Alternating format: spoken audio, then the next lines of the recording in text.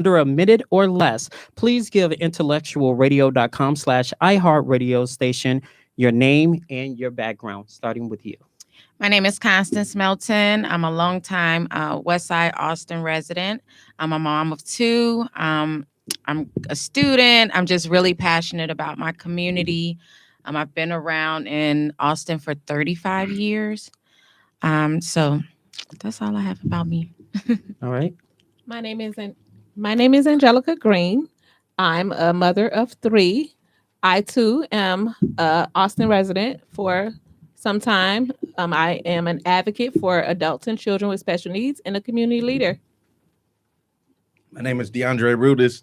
Been here a couple times, so it's good to be back again. Thanks for having us all, Roman. I am from the Austin community. I like to call myself a son of Austin, and now I'm a father. I'm a father of one.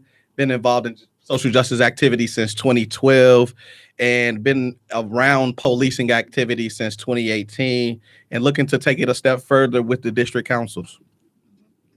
Okay, good afternoon. My name is Arewa Karen Winters, and I am an Austinaire, born in Lawndale, raised in Austin. I'm also the mother of two adult children and the grandmother, so I am very concerned about the future of my community.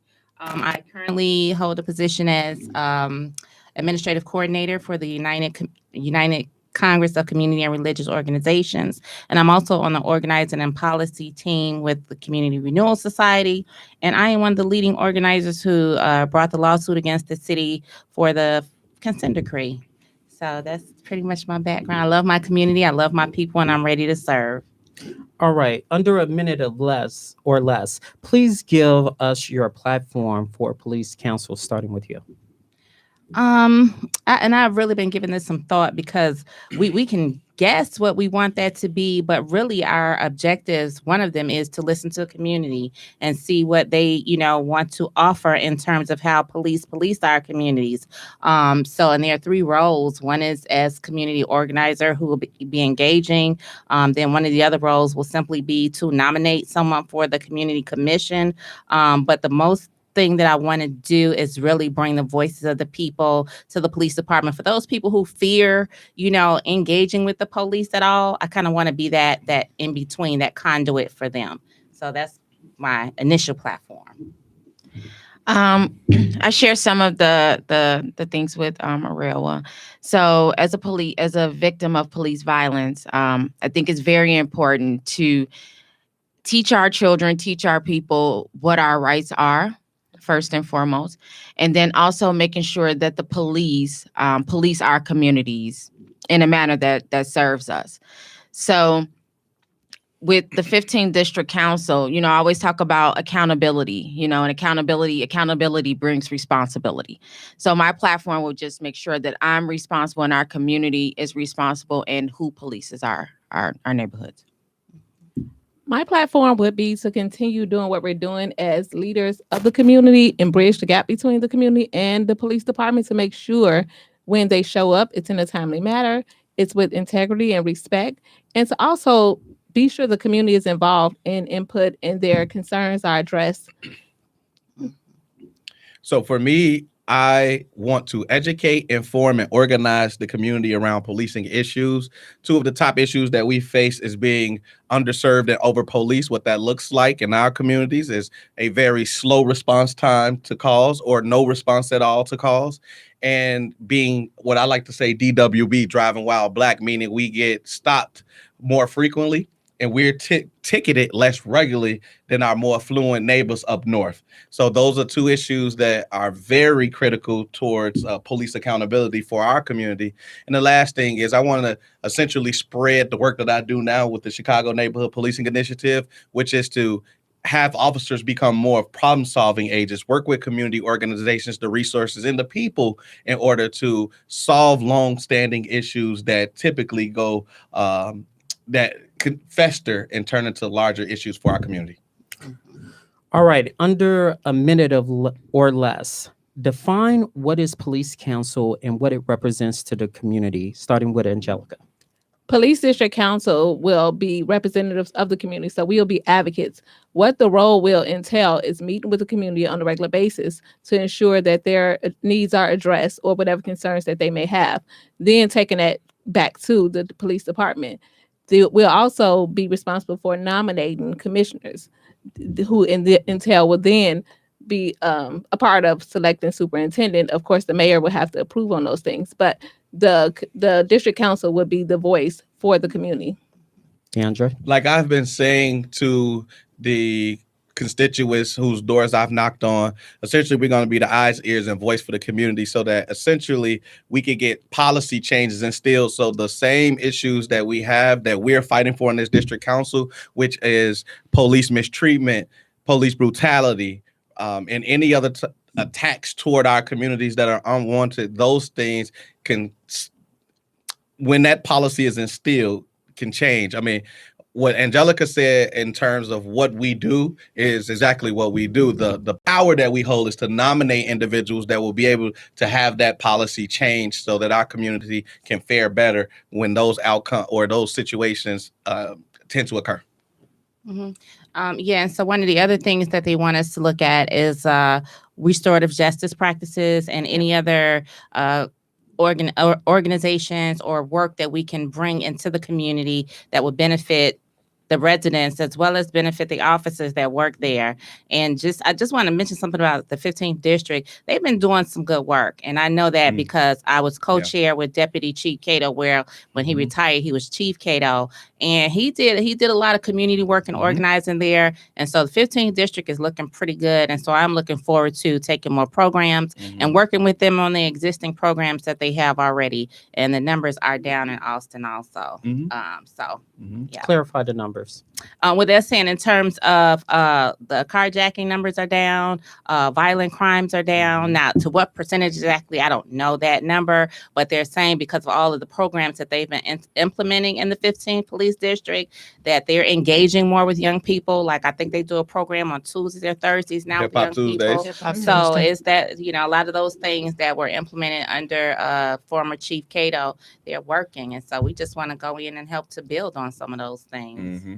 And just like all of my esteemed colleagues are saying, so one of the things that we're the voice, in the ears for the community. So a lot of things, as Ariel was stated, a lot of things are changing in 15, and it's kind of on the up of it. And that goes to say a lot of different organizations and small businesses and block clubs and and the 15 police district and faith-based have come together and basically working together to create different programs that will help combat some of the violence. It's not an all police thing, it's not an all community thing, it's it's both of us working together to make sure that we can get the violence down in Chicago. As a member of the police council, how can you make sure the community voice is heard instead of the police district or the FOP? You have a minute or less. DeAndre, the question is directed to you to start. Well, one of the things that I would like to do is go on listening tours. There are 4 wards that touches the 15th district. There are 2 that are greater than the others, but that doesn't mean that we can't touch them all, and we should touch them all. And we got to make sure that as we move forward with this 3-person district council, we figure out a way to mesh all of our personalities and political leanings such that the community ultimately benefits from just having a amalgamation of talent, so to speak. And so what I would like to do is, again, go on these listening tours. We segment the community and figure out exactly what are the issues for the people. Again, inform them what's going on at the highest level so that they are more educated. And then we organize them so that they can come together and be more involved in policing. I'm sorry, I just need you to repeat the question for me again. As a member of the police council, how can you make sure the community voice is heard instead of the police district or FOP, the Fraternal Order of Police? You have a minute. Okay, well, that's interesting that you mentioned the Fraternal Order of Police, because I was just speaking to someone about that earlier. And at some point in time, all 66 of us are going to have to come together as the district council. And there are going to be fraternal order of police enthusiasts on this body. And so I don't want to spend 4 years working adversarial with them or just, being confrontational. So I'm giving that some thought. But the best thing that I could say is, we really gonna have to stand our ground, and whatever our community is giving us to bring forth, that we make sure that we get that message out, no matter what or no matter who. So we can't be intimidated. We can't be fearful about this work. And I know people want to make that an issue because it's a fraternal order of police, but I've been doing this work now, and I'm unconcerned about the fraternal order of police. So yeah, I'm glad you brought that up. A lot. What is it? 6 different. I think we got maybe FOP representatives who's on the ballots. Who's on the ballot for February 28th. So what I would do is, I think I always say our people perish for the lack of knowledge, and a lot of things go on. A lot of things go on in the city, and it's a lot of different programs and a lot of opportunity, but no one knows about it.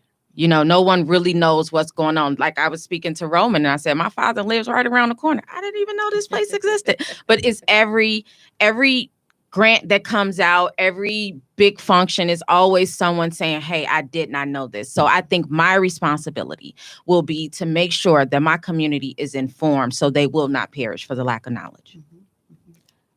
I think it's important that we do not diminish the reason why this was created. Araya can speak to that. This was created for the community. So the FOP, I would hope they would realize that police cannot police without the community, nor can the community go in safety without the police. Not at this time.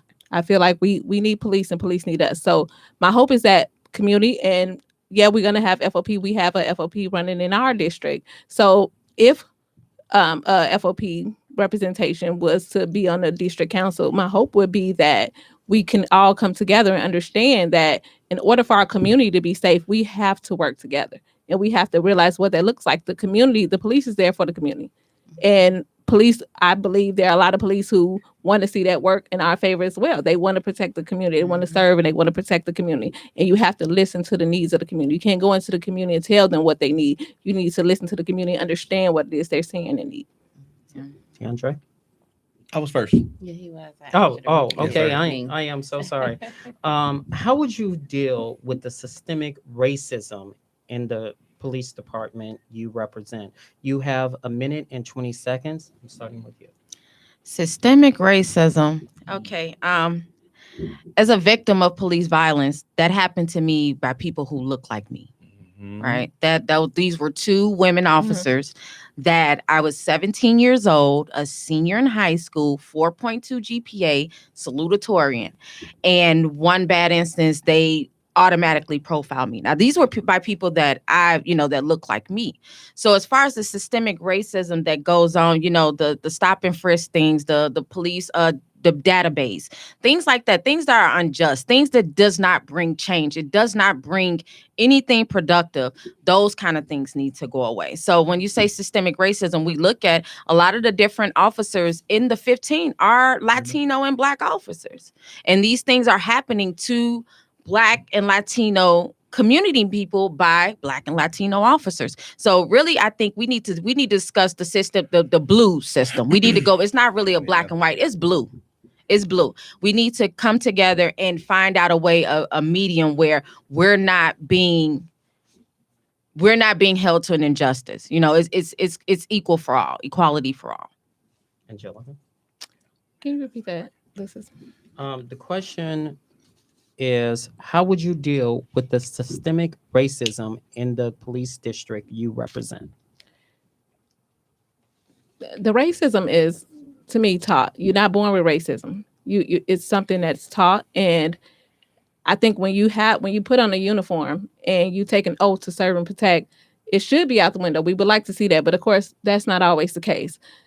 I think that we can benefit from additional training. I know that they have had different trainings where they try to help people understand that they may deal with situations based off of the race in the neighborhood. 25 is a very big district. And depending on where you go in the 25th District Police Station, you will hear something totally different.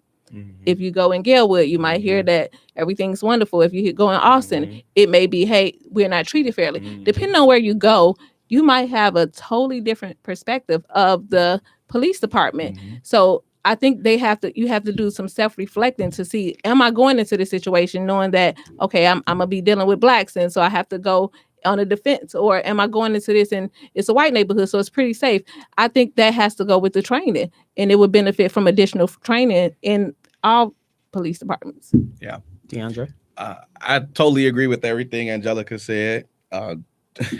At one point, 25th and Grand, Central and Grand, we used to be referred to as Central and Clan, because blacks didn't fare well up there. But to my district, the 15th, it is a predominantly African American community, and there are more African American officers probably than any other district in the city of Chicago, which is a great thing. But again, it's a blue thing, you know. Sometimes in the case of even Tyree Nichols, it doesn't even matter what color that the officers are sometimes when they're making stops in these communities. And so to the point that Angelica said, I truly believe that they need a little bit more training as it relates to social psychology and really understand where prejudice and stereotyping come from. It actually derives from a lack of self-affirmation. You feeling incomplete about something, your self-confidence, your self-worth is down. So you manifest that behavior into another person that becomes a victim. And there's just so many other things that I think needs to be refreshed as it relates to training for the officers. And the last thing I'll say, is I've been a part of Citizen Trainings Academy, where I was able to teach police officers so that they can have a better idea of the culture and climate of the community. So when they come in, whether they black, white, or otherwise, because not all black officers on the West Side come from the West Side, they're better equipped to deal with the community because they understand and know the community, because people from the community actually taught them about it. And so we need more of those things. Sorry. When the Department of Justice came, this was following the death of Laquan McDonald. It says something that we have been saying for a very long time about the racial inequities in our policing departments, especially in communities on the South and West Side. It is really what preempted us to be able to fight for the consent decree, because that's what a lot of it hinged on.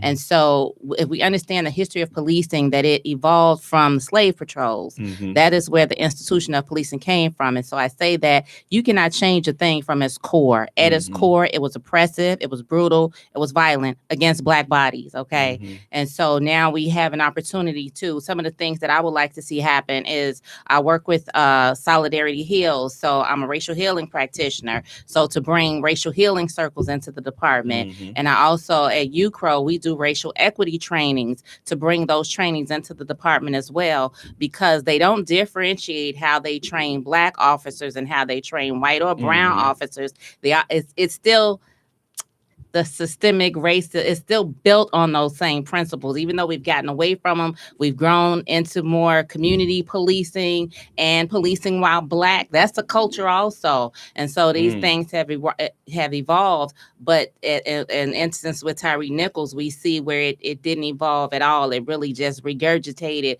what white people. And you know, sometimes our Latinx sisters and brothers, they can be very hard on our people as well as their people too. So we have to look at the numbers as to who's killing who. But those are some things I'll bring. That a lot of these trainings, we want them to open up so community organizations that do work around implicit bias or racial healing, that they have the opportunity to train our officers, that people of color, especially African Americans, should be doing a lot of the trainings when it comes to anything about culture or diversity. All right. As a member of the police council, the ratio between Black and white officers doesn't represent the demographics of the 15th or the 25th district, with over 70% Blacks represents the community. The majority of the police officers are white and Hispanic. How can you curb the racial makeup of the representation of the 15th district and the 25th district to reflect the population of the district? You have 10 minutes, and I'll start with you. 10 minutes? I said 2 minutes. I thought he said 10. I was like, what? I don't know if I got 2 that. minutes. Man, he wanted You got it in. You got 10. dissertation. So I want to say, okay, so the policing system in Chicago, period, it's about right now about 12,000 or so officers, and about 3,000 of those officers are African American.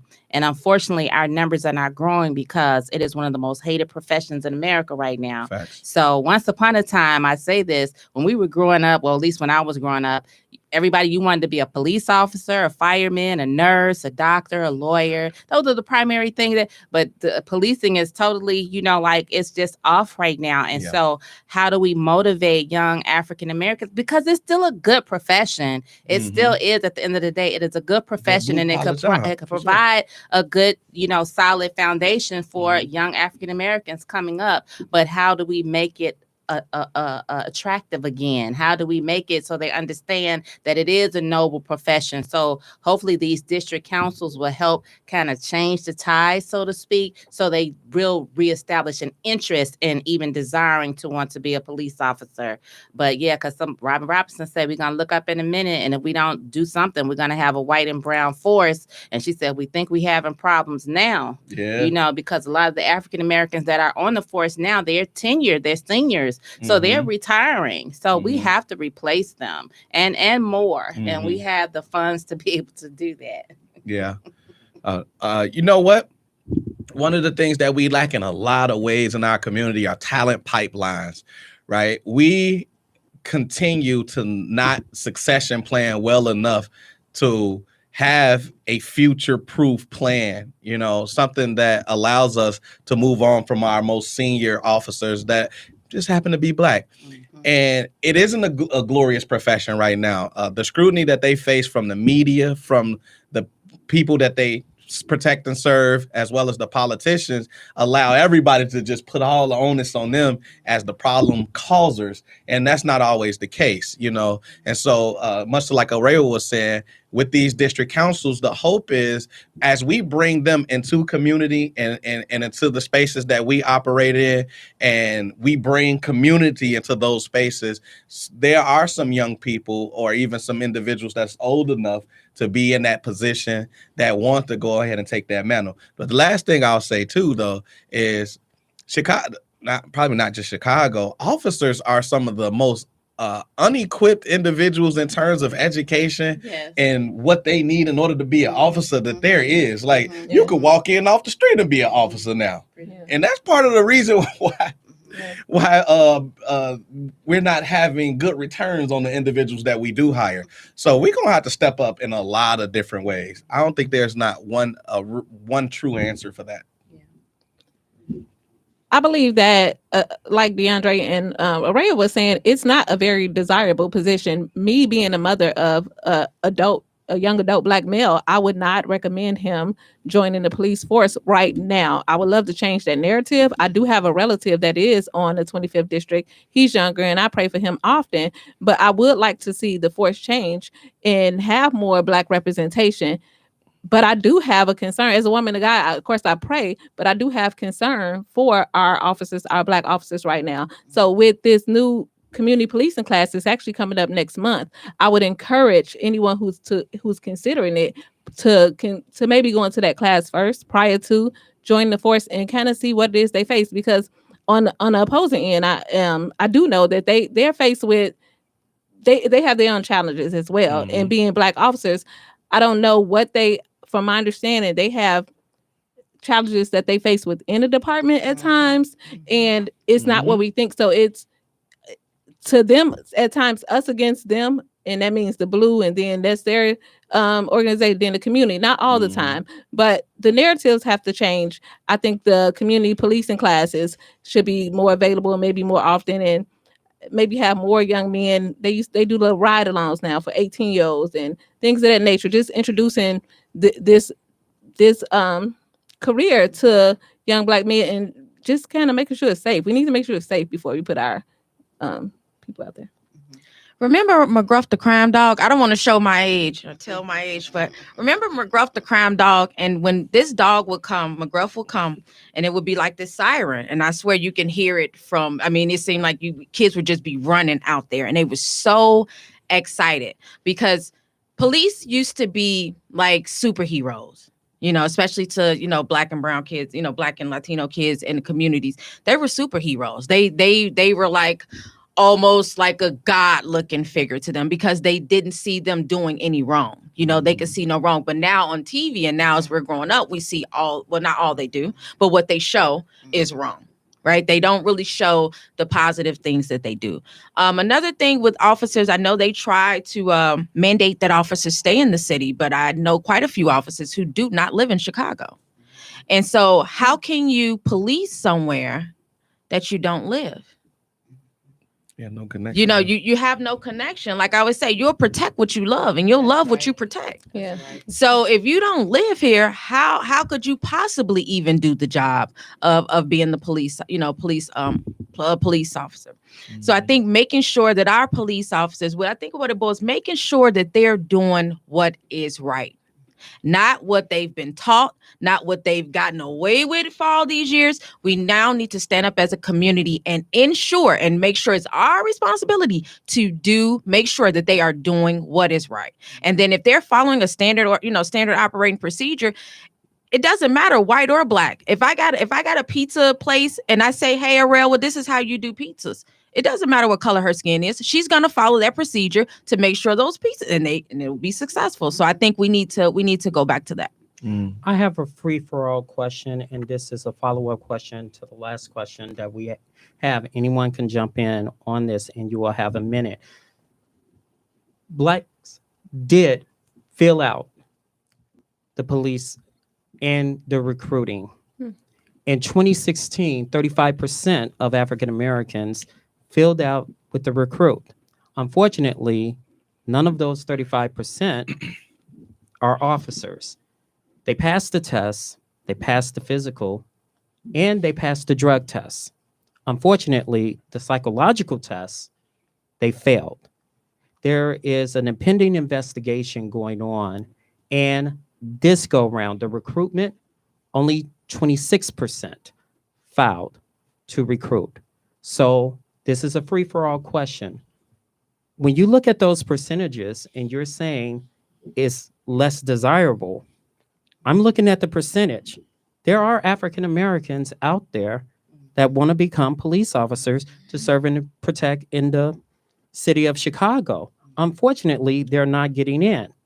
As a member of the police council, how would you make sure that the percentage is what is represented in your district? Anyone? I would have people like Dr. DeAndre over here, this psychologist, take a look at the test, the psychological evaluation test, because how we process things depend on our backgrounds and what we are surrounded by. What looks like trauma to me may look different for you. I remember taking a community police class, and one woman who lived up north, she was outraged because a football field was being turned into a soccer field. And she was passionate and sincere, and she felt that. Where we came over to Austin, we were outraged because our babies were getting killed. So what we process in our mental, it's totally different. So I would love to know, it was a episode on Good Times when Michael couldn't pass this psychological eval, and it was the test. It was not a representation of us. So I would like to take a look at the test, or have Dr. Dre here take a look at the test and see what is the audience? Who are the audience? Who creates the test? What kind of questions are on the test? I like to say in response to that, I definitely bitch, show me the test. Because one of the things, even the APA came out recently and said that tests, or not even tests, but they haven't been culturally relevant for people of color. So they've actually engaged in the racism, the systemic racism that we've faced, because the things, those tests and evals that everybody get have been generally for white people. They don't have cultural relevance. So what you're saying to that point is we got to look at that test. I truly believe that we can find fault with it because of the cultural relevance. I mean, those questions are probably very broad based, but this world, whether we like it, we'll just stick to just the U.S. The U.S. is obviously predominantly white. So but I have a follow-up question to that.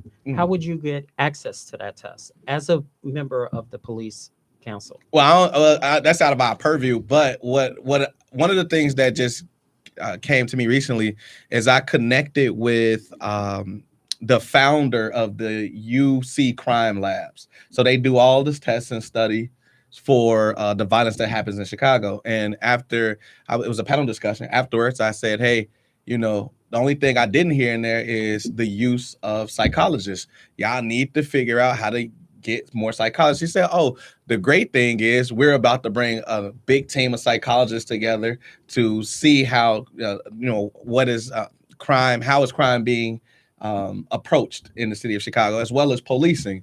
And she gave me her contact so that I could be a part of that. So I'm very much so looking a part of that. That may be a way to get in.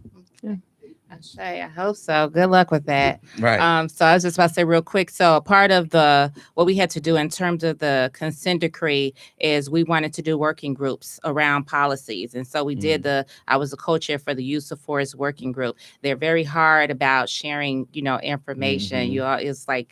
It's like a real fight for that. And I agree wholeheartedly about that testing, that it's time for a new test, and that, there definitely should be an African-American psychological lens helping to craft that test. And I don't know where that is. But one of the working groups that we were pushing to have was one on recruitment and hiring. But the city, after the use of force working group, they don't want us to look into those policies or how they hire. And you're right, because an officer told me that the African-Americans do take the test, but, for whatever reason, they don't get as far as they should get, like, their white counterparts. So that's going to be out of our purview. But if there's something where we can, advocate for, at this point, we should be able to see pretty much everything. It's Chicago's under so much public scrutiny right now. We should have access to everything. Yeah. If they want, they always talk about transparent, but they're not as transparent as they should be.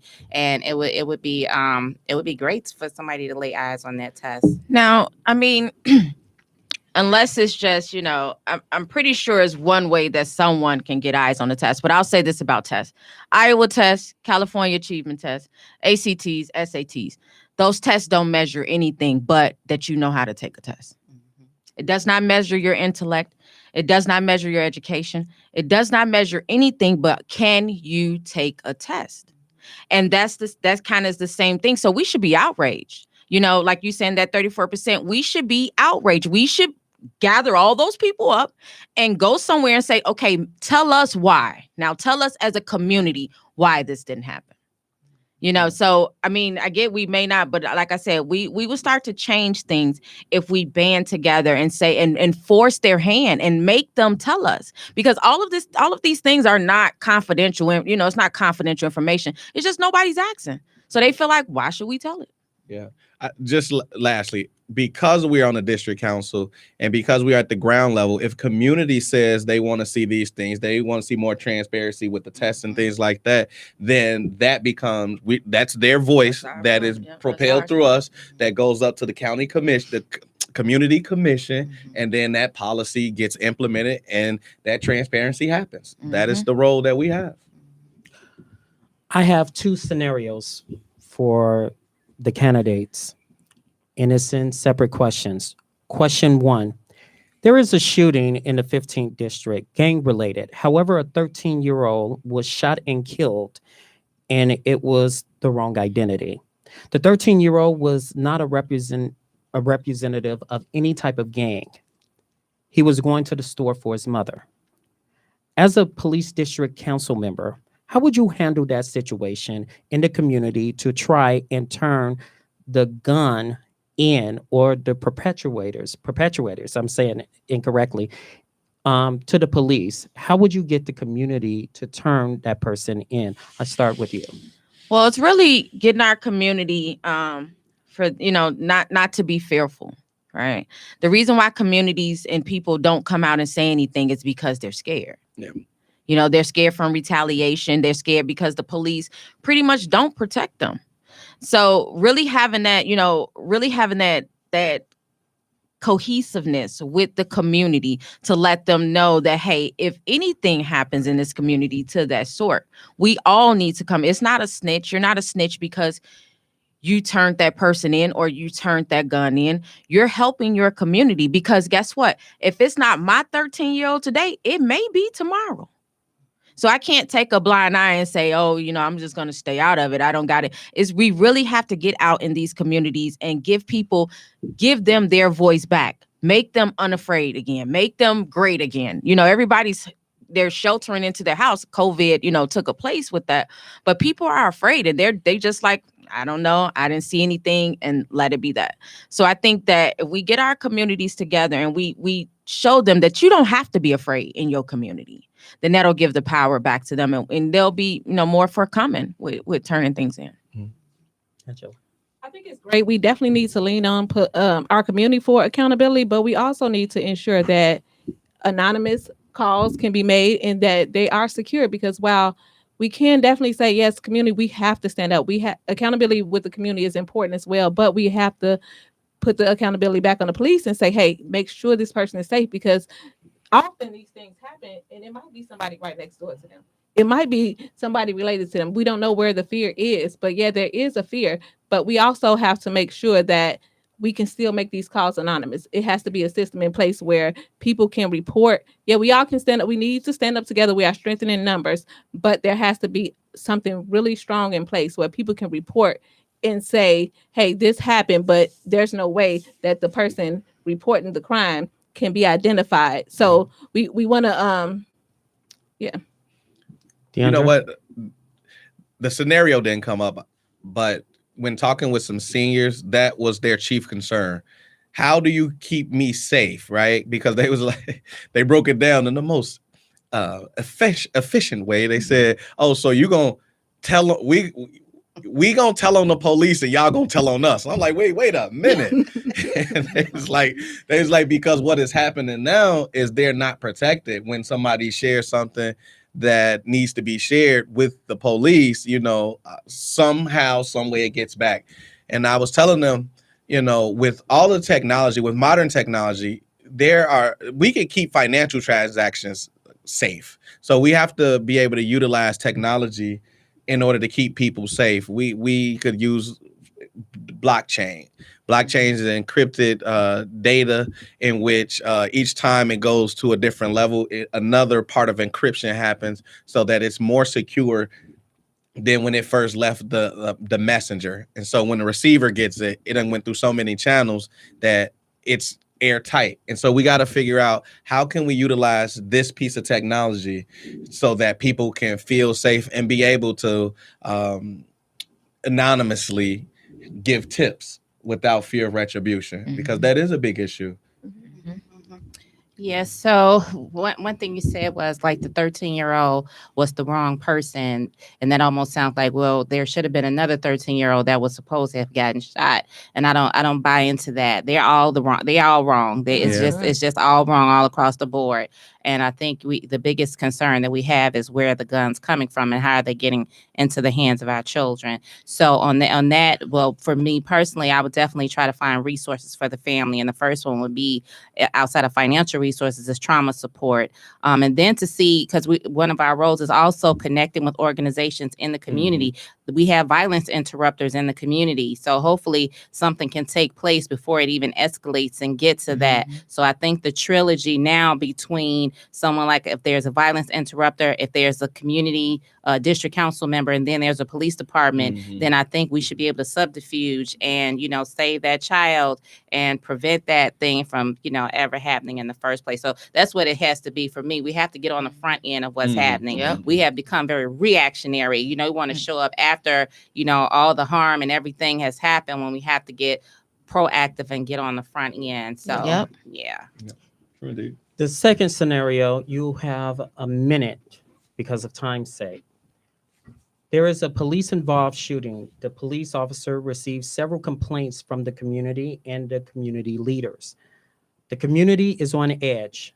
As a police council member, how would you handle a community that is on edge from a police-involved shooting? You have 1 minute. Oh, I don't want to start with that one. I got a problem because that happened to me for real. So I'm going to come back around. Oh, okay, no problem. Now I forgot the question. Can you read it again? Okay. The second scenario, there is a police involved shooting. Mhm, The police officer received several complaints from the community and community leaders. mhm. The community is on edge. As a police council member, how would you handle a community that is on edge from a police involved shooting? You have 1 minute. Well, I consider myself pretty powerful in my community, but I don't think I'm that powerful to hold them back from whatever they are, whatever retaliation. All I can do is ensure them that violence, is not the answer to his violence or to that police officer's violence. I'd also call on our community elected officials, right, and get them to come out in the communities. Like, just say when they did the whole looting and the rioting, people pretty much stood back and kind of like let it happen, versus getting out in the community and getting to people and saying, explaining to them, you're doing more harm to your community than good, and you looting that store, you taking this is not going to solve the problem of that. Let's work hard, let's work smarter, and let's come up with some ideas on how we can, as Aurelia would say, be more proactive in this. We always react to things, and I think that is our main problem. But I would get community elected officials to get involved and just try to bring some peace and love to the community.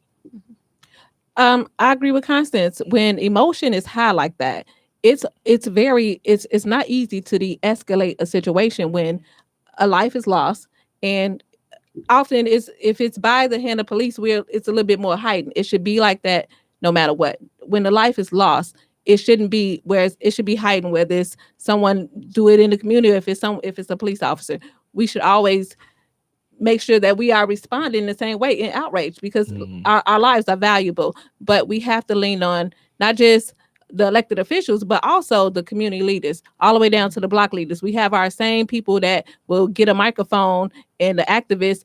We need more. We need more people like that. We used to, back in the day, it used to be whole organizations that would stand up. It needs to be more, where we can have a calm after storms, where we can say, hey, look, this is my community. We talking, we having what is our plan? What is our strategic plan to move forward? Like, this is unfortunate, it happened, but how do we move forward? What do we do next to prevent this? So, and it's the leaders, it's the faith-based organization, putting everybody to work. It's a team. It's numbers. DeAndre? She had the best answer. Like, seriously, the only thing that I can add is this is a good scenario, something that actually happens all the time. And I think we could do best in being proactive by creating a plan for things like this. The unfortunate is that you got a plan for something like this, but it happens, and we know it happens, and it's continued to happen, and we rarely have an adequate response. And so if we were to be more proactive, that would include bringing the different organizations, block club leaders, faith-based institutions, and even ourselves together and figure out how to first calm everyone and to get in front of everything. And I'd also like to add, trying to figure out the information, because a lot of this stuff sometimes so you don't, in the moment, you can't even really hear what the facts are, and so I like to be able to gather the most pertinent information to that situation and be able to deliver it to community. And then we as a group, and that means all of the bodies that were organized, figure out what our response is going to be collectively, because like when we get too high emotionally, the only thing that comes from is damage, like every single time. So that did happen to me. My 16-year-old nephew was shot and killed in the North Lawndale community, April 11, 2016. And it is really what caused me to become a part of the work around police reform. And so what happens is there's so much misinformation, and that coming from the police department. And that is really what can cause a lot of anger and animosity in the community. And so that's also when people begin to, rise up and want to protest because they feel like there has been an injustice. And then our Chicago Police Department, in some cases, and we've seen it before, they'll go immediately into trying to cover it up, especially if it's young Black and brown men, and women and people living with disabilities die more at the hands of police than anybody else. So it's in terms of resources, like when Highland Park, when there's a shooting there, not a police involved, but they come out with all kind of trauma support to support wrap around that community. And that doesn't happen for us. We are left to, our own devices, and we know, our mental health facilities are far and in between, so that we get that same wraparound support. But as a family, for his birthday, we went back into the community. We said where we were harmed, we also wanted to take love and heal. So we did a celebration. It's about going back into those spaces where there has been that hurt and trauma, and bringing back some love, life, and energy into those spaces. How would you handle police complaints from the 15th and 25th district? Start with you. How would I handle police complaints? Well, there is private spaces, because I know we have some law students that work with community members around, adequately filing, complaints on police officers, where they can't track and know who's making those complaints. But I think we're thinking of what we're going to do in this work. And I think one thing, if I'm the community engagement person, is we will need committees. We would need community support to help wrap around some of these issues. And so that would be, somebody else's thing to help. How do we collect these reports? What do we do with those reports once we collect them? And what should the responses be? What's the action that we want to come out of these? So we will definitely be leaning and depending on community members to help us build these things out. Trey. All right. This is a 20-hour a month job. So, right. I'm putting in 19.5. Listen, I'm trying to tell you. So with that in mind, and trying to understand that, we have a very tall task in front of us.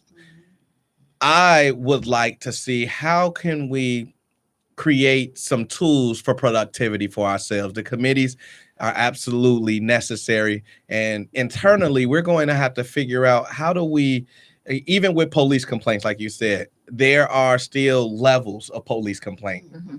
So trying to create a bucket, a capture list, so that each one is dealt with in the manner in that it needs to be dealt with, but also, again, informing the community, make sure we get all the information, giving it to the community, and then asking them what they want to do about it.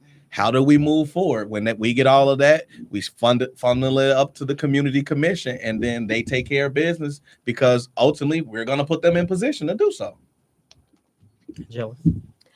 Yeah, I agree. When it comes to complaints, the transparency on the police department part would have to be there for the community as much as they can. I understand that when we know this, when you file a complaint, they can't give every detail of what happened, but depending on what the complaint is, you don't want to have an officer who beat somebody, you see him on the street next week either. But if it's somebody who you just talked to you badly, you made a complaint, you did a badge number, and you look and you see this is repetitive, like what is it they're doing? Are they benefiting from additional training, things of that nature? So I think it would be based off the circumstances, I think in transparency, with community and police. Okay, so everything they said. Right. I think we need to address as a community the complaints in the first place, right? Because if an officer got 20, 30 complaints on his record, that's a problem, right? And who's addressing that problem? Just like they can give us stats on the 6-year average of gun violence and violence down, they can give us the stats on what's being done with community members complaining against their officers. So it's just like like you said, a call may come in and it's like, hey, I didn't like the way he treated me. But say, for instance, like if you were just a regular, we regular old people and we driving down the street and we get pulled over. Now, if I was Commander Cato's niece, I guarantee you they would know that an officer that pulled me over treated me bad. Right. And I shouldn't have to be politically connected to the 15 or to any police district for that matter. So I think as community members, if you filed a complaint, you stand on it. If you filed a complaint, you stand on it, you give it to the community, and then we can all stand together. But it can't be lost by you and then picked up by someone else. All right. For time's sake, you have 25 seconds, and it's going to be hard. 25 seconds, okay? Starting with this, the Fraternal Order Police is staple in the police department across Chicago. As a member of the police council, how would you curb the FOP influence in police-involved shootings and other matters concerning the community? 25 seconds. Oh, I gotta go first.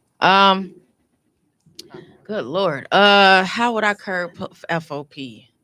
Really, no one can do anything in this community without everyone else seeing it and without everyone else being okay. So to sum it up, I would make sure that the community has all hands on deck, that everyone's involved. And then that way we can kind of combat that. Angelica. The FOP is a union. Police are individuals, so we would have to task them with making individual decisions that best suit them in circumstances. Trey. For me, we got to get the community involved. We go off. That's our job. Our job is to build with what the community wants to ultimately see. We have a community commission that interacts with the higher ups in the city, and we're going to make sure that they do their job too. Right. I know. I think there are different levels of the union, and I know, like predominantly the blue shirts are in one union.